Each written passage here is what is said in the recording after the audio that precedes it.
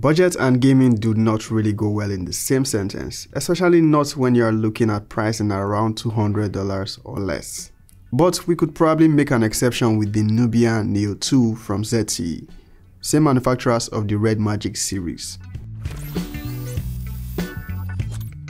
One distinctive feature of the ZTE Nubia Neo 2 that makes it qualify as a gaming device is the dedicated shoulder triggers. Now that is something you only get on high-end gaming phones. We'll talk more about that later, but let's first talk about the fact that this is ZTE's entry into Africa, or Nigeria to be precise. Before now, they have never been officially available in this region, but they've recently launched a couple of their budget devices in Nigeria with the Nubia Neo 2, the most interesting one for me being that it's a gaming device. But does it qualify as a good gaming device, especially when compared to what the competition offers? As of now, the Neo 2 costs about 258k in Naira. That puts it in the price category with the likes of Samsung's A15 4G, Tecno's Povo Neo, and Redmi's Note 13. None of the aforementioned devices is capable of 5G except the Galaxy A15, which you would need to spend more to get the 5G version. But let's focus on what ZTE has to offer with this device. It is a solid one for the most part, and I was expecting the pricing to be a bit higher, but like most budget phones, it is definitely not a perfect device. The Nubia Neo 2 comes in a yellow box, which I'd say is Bumblebee inspired in design, same design we have on the device itself. It is not lacking for accessories except the missing earphones, which you can hardly complain since most manufacturers don't add that either. Plus, there's actually no headphone jack. I think at this price point it's the only phone I know without a headphone jack. That is an attribute of higher priced phones. The case that comes in the box is not the full protection type as it leaves the left and right frame exposed, but it's also for good reason. You need to be able to use those triggers without taking off the case. The Neo 2 I have here is the Storm Grey color option. You can also get it in Frost Silver or Sunfire Yellow. It's a nicely designed phone for the purpose it was meant. The design does not have any lighting though, so it's only designed, but it looks cool.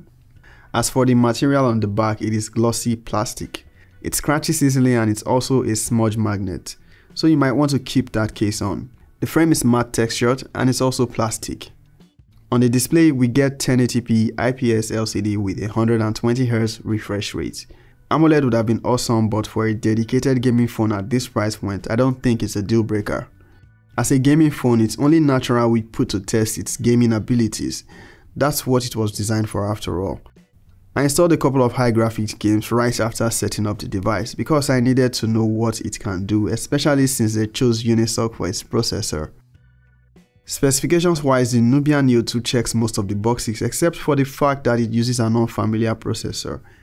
It is the Unisoc TH20 and it's 6nm. Now while it's not the most popular, it's actually a 5G processor, making this one of the most affordable 5G phones. I installed Call of Duty Warzone Mobile, PUBG Mobile and the regular Call of Duty Mobile, and while it handled these games well, graphics options on the Call of Duty games are limited. But it plays easily at 60 FPS and is more consistent with performance than most other phones around this price point. The dedicated shoulder triggers are located towards each end of the right frame, indicated by arrows pointed inwards. You get some haptic feedback when it's in use, so you know you're making actual contact with the triggers. You can choose not to use it if you prefer your controls all on screen. They are mappable for whatever gaming action you choose.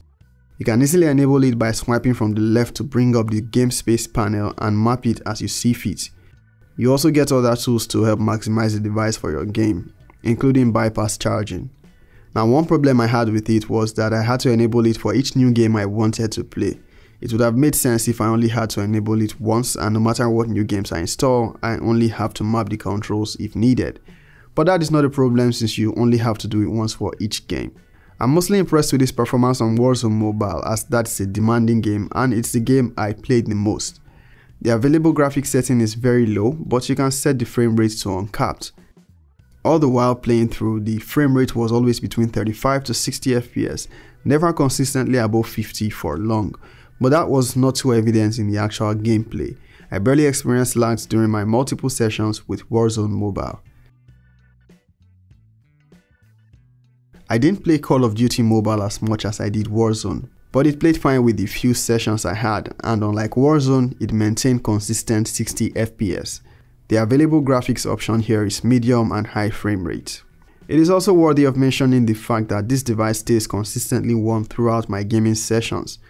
For this recorded session, I played 3 games consecutively for just under 2 hours and it never got too hot to the touch. So it has good heat management. I didn't have the case on, by the way. I also played PUBG Mobile during this session and it offers more graphics options, which I think was impressive. You can play on extreme frame rate, that is 60 FPS, and just like the other games, it ran perfectly fine. Gaming performance wise, this is arguably better than other available devices for its price. But aside gaming, how does the ZTE Nubia Neo 2 handle everything else?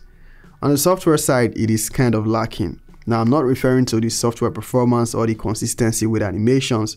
MyOS is great and is feature packed, but it runs on Android 13. To provide better context, Android 15 is launching soon. Now, to be fair, they promised 2 major OS upgrades, but if we are still on Android 13, it begs the question how committed they are to that or how soon the updates will come. That is not looking reliable.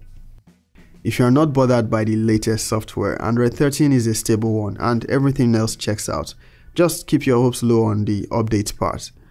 For the memory options, we get just one, that is 8 gigs of RAM and 256 gigs of UFS 3.1 storage. It gets stereo speakers, so it makes for good media experience. Not the best on speaker quality, but it checks out for its price.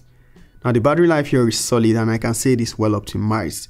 It looks like there are 2 versions with different battery capacities, as I could see from the specs I found online, but the one here is 5200 mAh and not 6000.